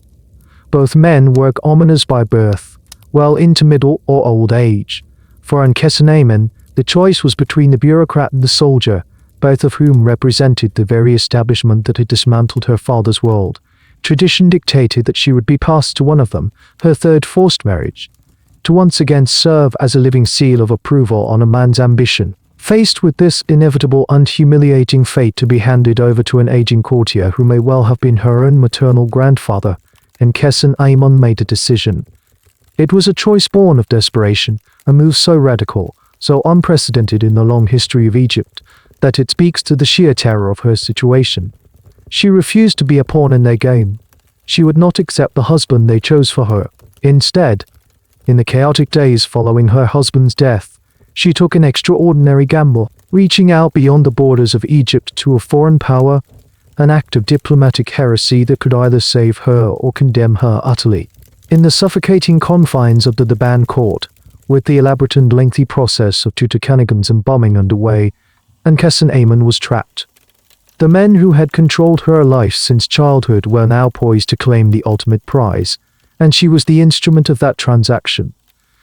Faced with the certainty of being forced into a marriage with either the aging bureaucrat A or the formidable General Hormib, she made a move of audacious and desperate statecraft. She deployed the only weapon she had left, her unique status as the legitimizing queen. But she aimed it not inward at the factions within the Egyptian court, but outward at the heart of Egypt's most powerful and dangerous rival. Our knowledge of this extraordinary event comes not from Egyptian records where the incident was so deeply humiliating it was systematically expunged, but from the royal archives of their greatest adversaries, the Hittites. In the cuneiform tablets discovered in the ruins of the Hittite capital, Hat-USA, is a text known as the Deeds of Suppi-Luli-Ai, which chronicles the reign of that great and cunning king. It is here that the story of a secret plea from an Egyptian queen is preserved. The Hittite scribes refer to her not by name, but by a title they heard in transliterated Tutankhamun. For decades, this name was a mystery, until scholars convincingly identified it as a rendering of the Egyptian phrase Tohimet Nesu, which simply means the king's wife. The Hittite annals record that while Suppi-Luli-Yuma was besieging the city of Karkemish in Syria, a messenger from Egypt arrived, having traveled in great secrecy and at great speed. He carried a tablet for the king, a letter from the newly widowed Tutankhamun, Ankhesenamun. The contents of this letter were so shocking, so contrary to the entire history of diplomatic relations between the two empires, that Suppi-Luli-Yuma initially believed it to be a fabrication or an elaborate trap. The pharaohs of Egypt had treated themselves as superiors on the world stage, taking foreign princesses as secondary wives, but never, under any circumstances, sending an Egyptian royal woman abroad. Such an act would have been an admission of equality, a concept alien to Egyptian imperial ideology. Yet, the message from Ankhesenamun shattered this precedent. As recorded by the Hittite chroniclers, her plea was direct and raw. "My husband has died," she wrote, "and I have no son. They say that you have many sons. Give me one of your sons to be my husband. I will not take a servant of mine and make him my husband. I am afraid." The text then records Suppi-Luli-Yuma's stunned reaction. He summoned his great council and told them, "In my entire life, nothing like this has ever happened to me." Each sentence of her short message was laden with political dynamite. "I have no son," was a stark confession of the dynastic crisis. "Give me one of your sons to be my husband," was the unprecedented offer. The throne of Egypt, the greatest prize in the ancient world, was being offered to a foreign prince. Contemptuous reference to Ion Hormib. Though they were the most powerful men in the land, in her eyes, as the last pure minus-blooded royal, they were commoners, unworthy of sharing her bed or the throne. The final phrase, "I am afraid," is a stark departure from the formulaic and proud language of royal correspondence. It is a glimpse into her personal terror, her feeling of being a cornered animal, willing to risk anything to escape being prepared for her. Still, Suppi-Luli-Yuma was a deeply suspicious and experienced ruler. This offer was too good to be true. Was it a plot to lure a Hittite prince to his death and create a pretext for war? He could not be certain. To verify the astonishing claim, he decided to stall. He treated the Egyptian messenger with honor but did not give a definitive answer. Instead, he dispatched his own rusted chamberlain, an official named Hat-USA-ET, to Egypt. His mission was one of intelligence and verification.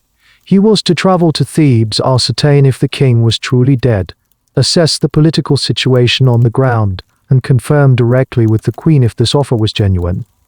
With the departure of the Hittite envoy, Ankhesenamun's desperate gambit entered a new and more dangerous phase.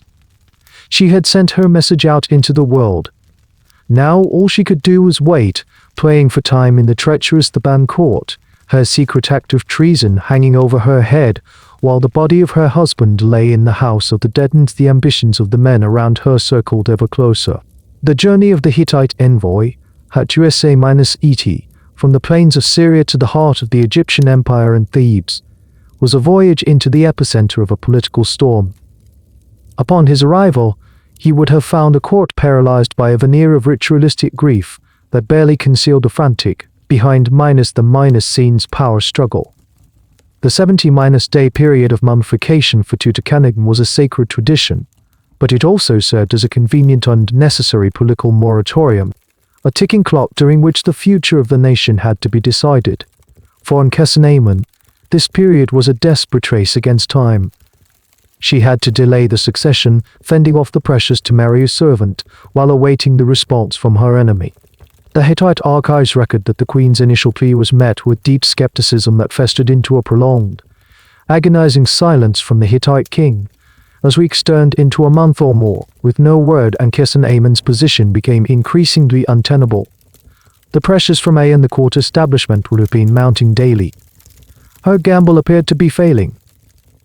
It was in this state of rising panic and frustration that she dispatched a second letter to Suppiluliuma, the contents of which are also preserved in the Hittite annals. This second message lacks the desperate fear of the first. It is replaced by a tone of royal indignation and wounded pride. "Why did you say, 'They are trying to deceive me in that way'?" she demanded. "Had I a son, would I have written to a foreign country in a manner that is humiliating for me and for my country? You did not believe me, and you have even said so to me. He who was my husband is dead. I have no son. Shall I perhaps take one of my servants? I have not written to any other country, I have written only to you. They say you have many sons. Give me one of your sons. To me he will be husband, but in Egypt he will be king." This second letter was a masterpiece of desperate diplomacy. It addressed Suppiluliuma's suspicions head-on, appealing to his ego while simultaneously shaming him for his doubt. The repeated, emphatic insistence that "I have no son" underlined the reality and severity of her predicament. It was a final forceful plea, confirming that the offer was not a trap but a genuine, if shocking, proposal born of extreme duress. Some time after this second letter was sent, the envoy Hattusa-et returned to the Hittite camp. His report would have been the decisive factor. He had been to Thebes. He had seen the court in mourning. He had confirmed that the pharaoh was indeed dead, that there was no heir, and that the queen was in a politically isolated and perilous position. The offer was real. The opportunity was genuine. For Suppiluliuma, a master strategist and empire builder, the moment of decision had arrived. The potential reward was simply too vast to ignore the peaceful annexation of his greatest rival, achieved not through a bloody war, which would have been costly and uncertain, but through a strategic marriage. He could place his own son on the throne of Egypt, transforming the global balance of power in a single, brilliant stroke. The risk was still immense, but the prize was greater. He made his choice. He would accept the queen's offer. From among his sons, he selected a prince named Zananza. While not his firstborn heir who was needed to secure the Hittite succession, Zananza was a legitimate and capable royal son, a candidate of sufficient stature for such an unprecedented role. The decision was made. A royal entourage was prepared. Prince Zananza was to be equipped and escorted on the long journey south, to a foreign land, a new throne, and a bride he had never met. As Prince Zananza and his retinue departed from the Hittite heartland, a fragile sense of hope would have finally reached Ankhesenamun in Thebes. Her plan against all odds had worked. A royal prince from a great power was on his way to rescue her from her fate, to become her husband and her ruler. His journey was the final, critical phase of her gamble. It was a slow procession of destiny, moving across the deserts and mountains of the Levant, each step bringing her champion closer. Fleeting moment, it must have seemed that she had outmaneuvered the powerful men who sought to control her, that she had seized her own destiny and, in doing so, altered the course of history. The southward journey of the Hittite prince Zananza was mobile claim to the throne of Egypt, a fragile procession of hope moving steadily towards a volatile and unwelcoming destination. His progress would have been monitored at every stage. Hittite agents would have ensured his safe passage through their Syrian territories. But as his entourage approached the borders of Egyptian-controlled Canaan and the Sinai frontier, he would have entered a zone of extreme peril. Within Egypt, the 70-day period for Tutankhamun's mummification was drawing to a close. The political situation in Thebes had reached a fever pitch, and Ankhesenamun's delaying tactics could not last forever. For the powerful faction centered around Day and Hormib, the arrival of a foreign prince was not a solution to the succession crisis, it was the crisis itself. a threat that had to be neutralized decisively and permanently. The prince and his retinue never reached Thebes. He never met his intended bride. The historical record does not preserve the precise details of the event, but its outcome is brutally clear. Somewhere on the road to Egypt, like at or near the fortified border crossings, the Hittite delegation was intercepted and attacked. Prince Ananza was killed. This was not a random act of banditry. A royal prince traveling with a state guard does not simply fall victim to high wine. It was a targeted political assassination, a swift and efficient military operation designed to eliminate a foreign threat and terminate a domestic conspiracy. The Hittite annals, filled with the rage and grief of King Suppiluliuma, are explicit in their accusation. They blame the Egyptians. The text does not name the individuals who orchestrated the attack, but the circle of culpability is infinitesimally small. The men who stood to lose everything from Ananza's arrival were the very servants. Ankhesenamun had refused to marry. The vizier possessed the intelligence and the authority within the government to know the prince's route and timing. The general commanded the army and the border patrols, the very forces that would have been required to carry out such a precise interception on Egyptian-controlled territory. From their perspective, this was not murder, it was a necessary act of state security. They were not just eliminating a personal rival, they were preventing the throne of the pharaohs from falling into the hands of their hereditary enemies. It was a preemptive strike, a ruthless and final solution to the queen's act of treason. The news of his son's death reached Suppiluliuma not as a diplomatic report, but as an accusation of foul play. His grief quickly turned to fury. He accused the Egyptians of treachery, of murdering his son in cold blood and breaking the sacred trust of a diplomatic agreement. "You have killed my son," he raged, initiating a period of intense hostility between the two empires. He launched retaliatory military campaigns into Egyptian territories in Syria, and the prisoners of war taken in these battles brought a deadly plague back with them to the Hittite heartland.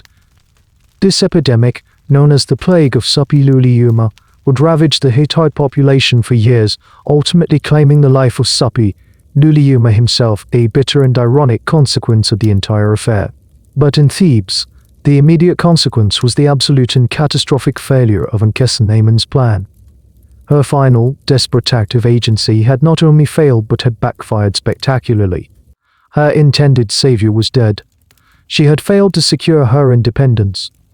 She had infuriated a foreign superpower, likely triggering a war on Egypt's northern border. And most critically, she was now completely at the mercy of the very men she had sought to betray. Her treason was an open secret, her gambit exposed. Any sympathy she might have held as the grieving widow was gone, replaced by the cold reality of her status as a failed conspirator. The clock had run out. The mummification of Tutankhamun was complete.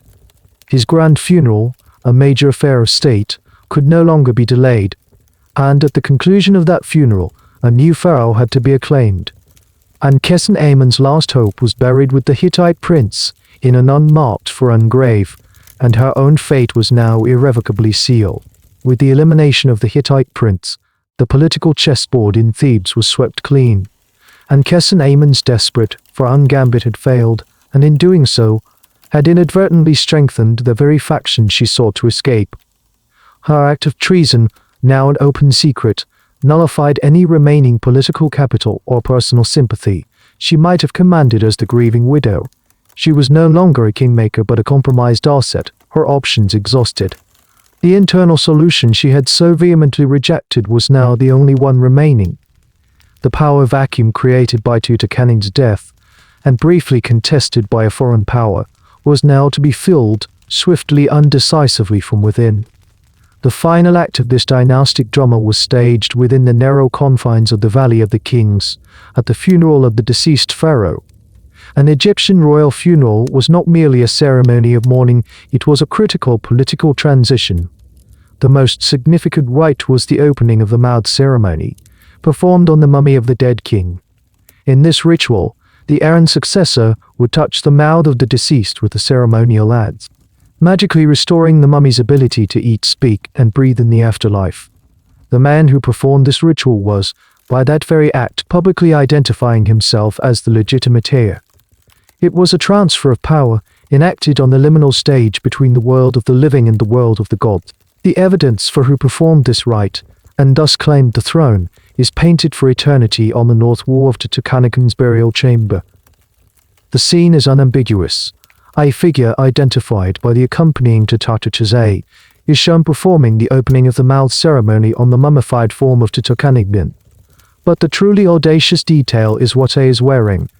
He is depicted not as a vizier or a mourning courtier, but as the succeeding pharaoh, already adorned with the Khe prish, the blue crown of war and kingship, and draped in the priestly leopard skin. This was not a depiction of a man hoping to become king, it was the depiction of a man who already was king. This was a visual manifesto, a statement of succession painted for eternity at the very moment of transition. While Ankhesenamun was trapped in the palace, her conspiracy in ashes, A was officiating at her husband's burial and simultaneously advertising his own coronation. It was a political masterstroke, a seamless fusion of ritual duty and raw ambition. He presented his succession not as a debate or a possibility, but as a fait accompli, a sacred and preordained reality. This smooth accession would have been impossible without the tacit, unlikely explicit, support of the only other man who could have contested the throne, the General Hormib. Hormib commanded the army. Had he opposed A's claim, Egypt would have been plunged into civil war. The fact that he stood aside suggests a pragmatic political pact between the two men. A was old, likely already in his 60s. Hormib was younger, more vigorous, and the clear favorite of the military. It is highly probable that a deal was struck Hormib would support A's claim to the throne, allowing for a stable, civilian-led transition, with the understanding that he, Hormib, would be A's designated heir. A would reign as a transitional pharaoh, and Hormib would play the long game, consolidating his power and awaiting his turn. From the perspective of the Egyptian establishment, A was the logical choice. He was the ultimate insider, having served the state since the reign of Amenhotep III. He held the highest civilian titles and possessed an intimate knowledge of the state bureaucracy. His title, God's Father, has led many Egyptologists to the compelling theory that he was the father of the great Queen Nefertiti, which would make him Ankhesenamun's maternal grandfather. This familial connection, however tenuous, provided a thread of legitimacy that Hormib, a man of more obscure provincial origins, lacked. A could present himself as the senior statesman, the wise elder stepping in to guide the nation through a crisis, the patriarch of the royal family by marriage, restoring order after the reckless behavior of the young queen. For Ankhesenamun, this ceremony was the final humiliation. The man she had described as a servant, the man she had risked everything to avoid, was now her king. He had, in all likelihood, ordered the murder of the prince she had summoned.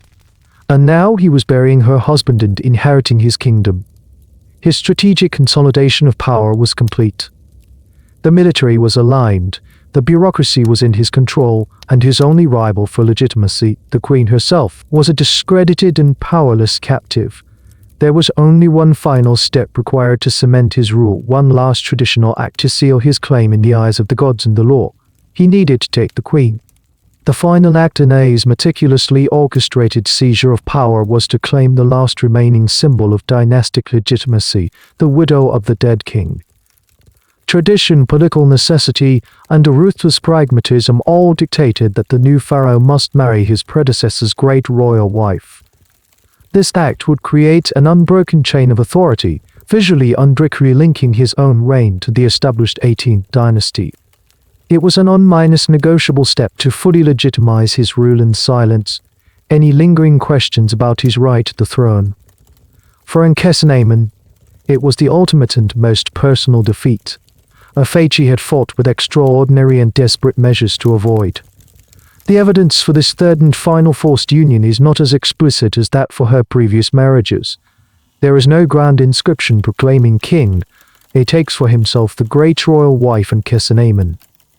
Such a public pronouncement was perhaps deemed unnecessary or even impolitic, given the queen's now notorious resistance and the likely age disparity. The proof is more circumstantial, pieced together from fragmentary archaeological clues that, when assembled, paint a compelling and grim picture. The most significant piece of evidence is a blue glass faience ring, now housed in a museum collection. The ring is inscribed with tukar tissues, side by side, a common practice for objects celebrating a royal marriage. One cartouche contains the throne name of Ankhesenamun. The other contains the name of Ankhesenamun. This small personal object is the closest thing we have to a marriage certificate, a tangible link between the new king and the old queen. It suggests that, at least for a time, their union was officially recognized and commemorated. Further circumstantial evidence comes from the tomb May had originally prepared for himself as a court official in the Ankhesenaten, before he became pharaoh. Scenes in this tomb, carved during the reign of Akhenaten, depict Tay and his wife Tay as prominent members of the court. Tay is believed to have been Ankhesenamun's wet nurse, adding another layer of deeply uncomfortable familiarity to the situation. After A became pharaoh, he abandoned this tomb and began work on a new royal tomb in the Valley of the Kings KV23. In this royal tomb, depictions of his queen are inconsistent. Some scholars have argued that scenes originally intended to depict Ankhesenamun were later carved to show Tay, suggesting that Ankhesenamun either died or was repudiated early in A's short reign. The very existence of this ambiguity suggests a troubled and brief association. What this union represented was the complete subjugation of the Amarna royal line to the old god. Ankhesenamun, the last direct descendant of the heretic king, was now forcibly bound to a man who represented the very system her father had tried to overthrow. If the theory that A was Nefertiti's father is correct, the situation becomes even more grotesque. She was compelled to marry her own maternal grandfather. Her life had come full circle, a tragic journey of being passed from one male relative to another father, half minus brother, grandfather, her body serving as a living political instrument, a seal of legitimacy to be stamped upon the ambitions of men. Her personal experience in this final marriage can only be imagined. She would have been a queen in name only, a prisoner in her own palace. Her every move watched. Her every move watched. Her every move watched. Her previous marriage to Tutankhamun seems to have contained, at the very least, a degree of companionship and shared experience. Her union with A could have been nothing more than a cold, political reality, devoid of affection and underscored by the bitter knowledge of his role in the failure of her plans and the death of Prince Ananza. She had played the Game of Thrones and lost decisively. The price of her defeat was not a swift execution, but this living death, a daily existence as the consort of the man she despised, a constant, public reminder of her own powerlessness. This marriage was not designed to produce an heir who was far too old for that to be a realistic expectation. It was designed to neutralize her, to absorb her immense symbolic power into his own reign, and to ensure that no other ambitious man could ever use her as a rallying point for a rival claim. It was the final move in a political endgame, and she was the captured queen. The marriage of I and Ankhesenamun, a union of political necessity and personal subjugation, marks the final, flickering appearance of the queen in the historical record. After the discovery of the faience ring that binds their names together, she is swallowed by an abrupt and profound silence. No inscriptions from A's for -year reign mention her activities. No reliefs depict her standing by his side in the great temples of Thebes. She does not appear in his royal tomb in the Valley of the Kings. Ankhesenamun, the daughter of Akhenaten, wife of 2 pharaohs and intended bride of a foreign prince, the central legitimizing figure of an entire generation of Egyptian politics, simply vanishes. This disappearance is too sudden and too absolute to be accidental. It is not the gentle fading of a minor historical figure, it is the deliberate and complete erasure of a major one. The historical record, which had revolved around her for over a decade, suddenly proceeds as if she had never existed. This has led to a number of theories, none of which can be definitively proven, but all of which point to a grim conclusion. One possibility is that she died shortly after the marriage. She may have succumbed to illness, a common fate in the ancient world. Or more darkly, she may have died in childbirth, a final, tragic attempt to produce an heir, though A's advanced age makes this less likely. A natural death is plausible, but it does not fully account for the totality of her erasure. A deceased queen, particularly one of her lineage, would typically be afforded a burial of great honor, a monument to her station. Yet the tomb of Ankhesenamun has never been found. No record of her funeral, her burial goods, or her mortuary cult has ever been discovered. A more sinister theory suggests that she was executed. Her letter to the Hittites was an undeniable act of treason. While she was too valuable to be eliminated during the immediate succession crisis, once they had consolidated his power and her legitimizing function had been served by their marriage, she may have been deemed a liability. Her continued existence, even under guard, could have served as a potential rallying point for any dissident faction within the court or the military. State-sanctioned murder, perhaps by poison, followed by an unceremonious burial in an unmarked grave, would have been a brutally effective way to permanently solve the Ankhesenamun problem. It would have removed the last true heir of the Amarna line from the political stage forever. A third possibility is that she was not killed but exiled.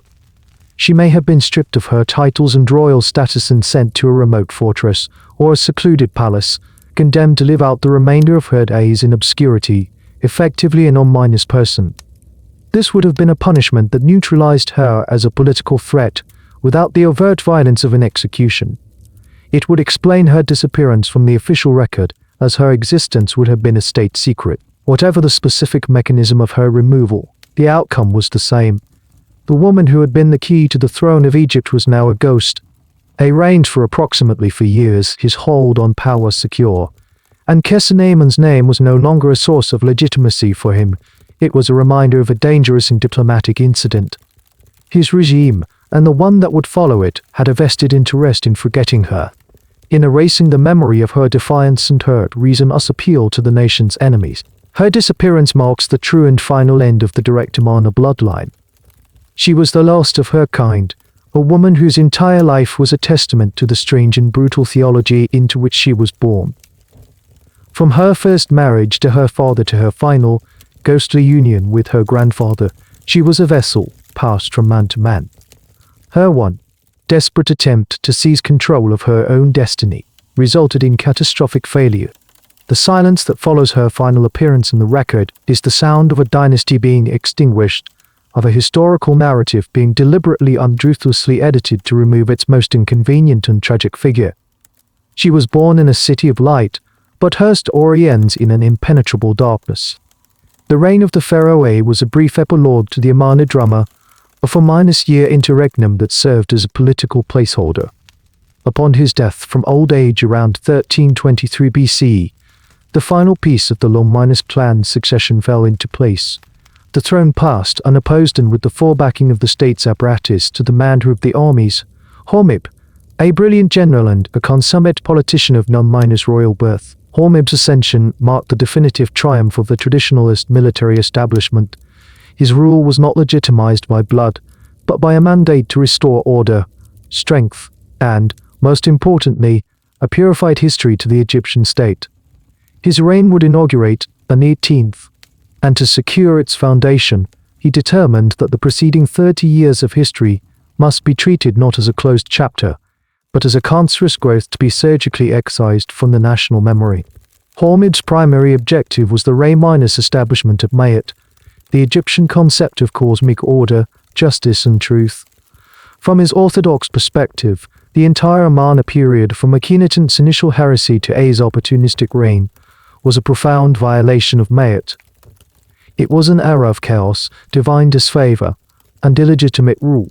To truly heal the nation and secure his own dynasty, it was not enough to simply return to the old ways. The aberrant period had to be officially unsystematically declared to have never happened. This was the doctrine of Damnatio Memoriae, the damnation of memory, a policy of retroactive annihilation enacted with the full and ruthless efficiency of the state. The targets of this purge were the 4 rulers who had occupied the throne between the great Amenhotep I and Hormib himself Akhenaten, Smenkhkr to Tutankhamun and Day. They were to be branded as the criminals, or the enemies. Their very existence an affront to the gods. The first step was to rewrite the official historical record. The great king lists, inscribed on temple walls like the one at Abydos, were the official canon of Egyptian history, a sacred lineage stretching back to the time of the gods. In the new Hormib-approved version of this list, history makes an impossible leap. The narrative flows directly from the reign of Amenhotep III to the reign of Hormib. The 3 decades and for pharaohs in between are simply gone, their time on the throne absorbed and retroactively added to Hormib's own regnal years, as if he had succeeded Amenhotep III directly. They were now un- persons who had presided over an on- era. The next phase of this policy was physical. Squads of stonemasons were dispatched across the length of Egypt with a single, uncompromising mandate: find and destroy the names and images of the heretic kings. This was a campaign of meticulous vandalism. On temple walls, on stelae, on statues and on private monuments, the statues bearing the names of Akhenaten, Tutankhamun, and they were brutally hacked out, chiseled away, until nothing remained but a scarred and empty space. Statues were toppled and smashed, their faces, the seat of the individual's identity, systematically pulverized. In many cases, the erasure was followed by a inscription. Hormib's own cartouche was frequently carved over the desecrated space, allowing him to usurp the monuments and even the accomplishments of his predecessors. Tutankhamun's Great Restoration Stela, the very document that celebrated the end of the Amarna heresy, was seized by Hormib, who had his own name inscribed upon it, shamelessly stealing the credit for the very restoration he had helped engineer. The ultimate target of this physical destruction was the source of the heresy itself, the city of Ankhesenamun. It was condemned to be dismantled, its palaces were stripped, its villas abandoned, and its great temples to the Aten were systematically torn down, stone by stone. These distinctive, small limestone blocks, known as tolatet, were then carted away to be used as anonymous info, the foundation rubble for Hormib's own massive construction projects at the Temple of Karnak in Thebes. The holy city of the sun disk was thus cannibalized, its sacred stones becoming the literal foundation for new pylons built to glorify its arch-nemesis, the god Amun-Ra. It was the final, contemptuous act of desecration. This thorough and brutal campaign of erasure had a profound and deeply ironic consequence. By striking Tutankhamun's name from every king list and public monument, Hormib effectively rendered him obscure to subsequent generations of Egyptian officials and scribes. In the Valley of the Kings, the memory of the precise location of the boy king's tomb was lost. A century and a half later, when the tomb of Ramesses I was being constructed, the workmen built their huts and dumped thousands of tons of limestone chippings directly over the entrance to the forgotten tomb below, sealing it under a thick layer of debris. Hormib's obsessive effort to wipe Tutankhamun from the pages of history was the very act that preserved him perfectly for the spades of modern archaeology. The attempt to guarantee his eternal damnation inadvertently secured his eternal fame. The systematic erasure orchestrated by Hormib and his successors was devastatingly effective. Within a few generations, the memory of the Amarna period had faded into a vague and cautionary tale of heresy, its key figures becoming ghosts in the official narrative of the state.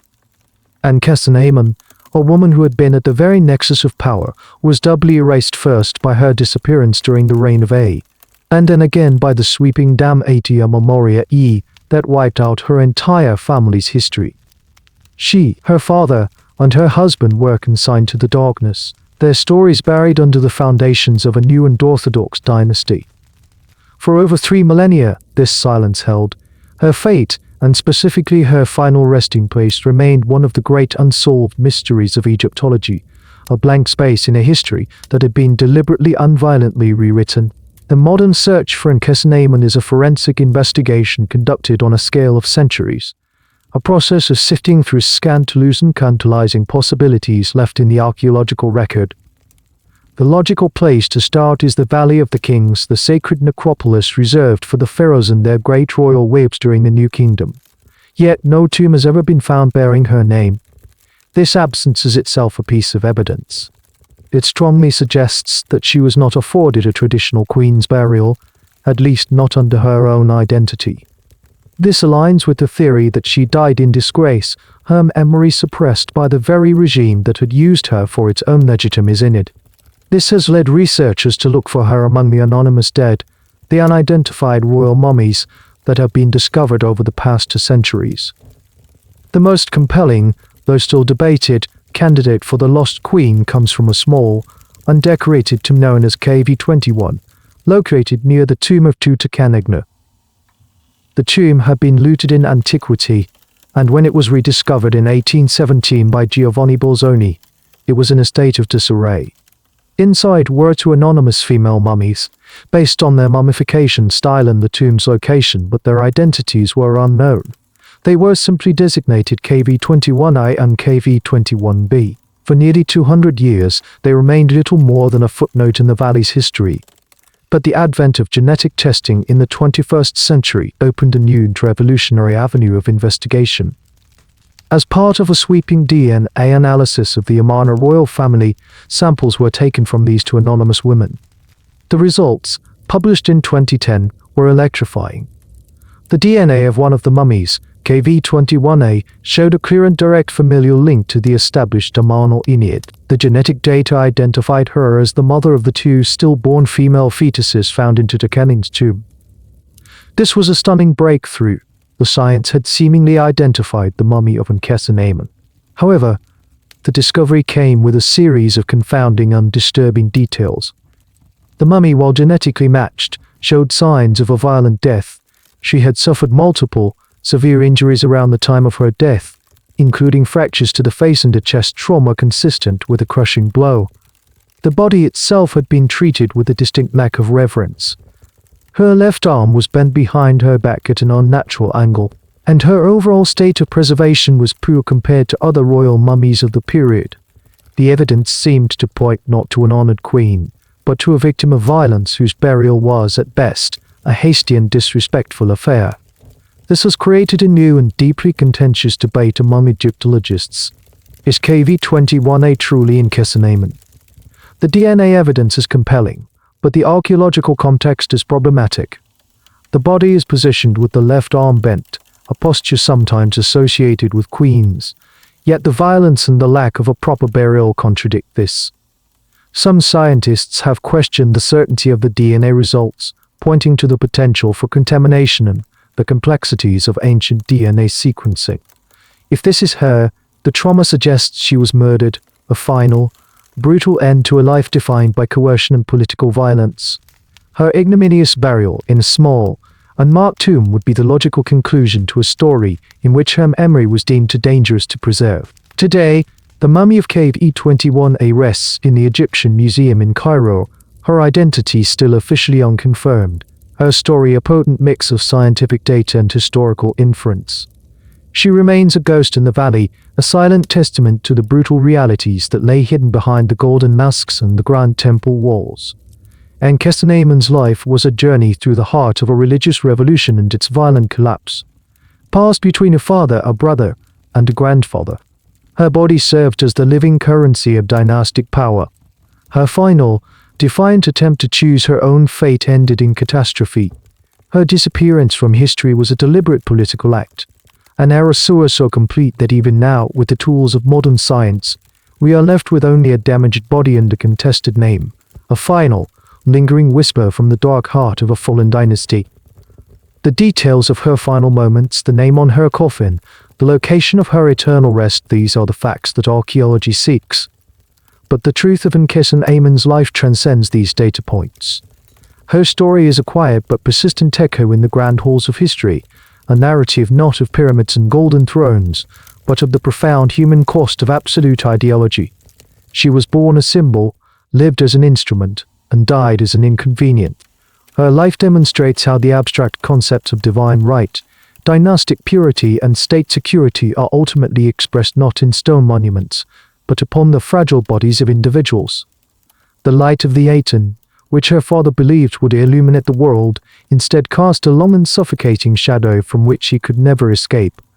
As we close this file, we are left to contemplate the silent spaces between the official records, the vast, unwritten history of those who were used, broken, and then meticulously forgotten by the very power structures they were forced to legitimize. The account is finished, but the silence that follows is heavy with judgment. Whose side would you have been on? The article ends.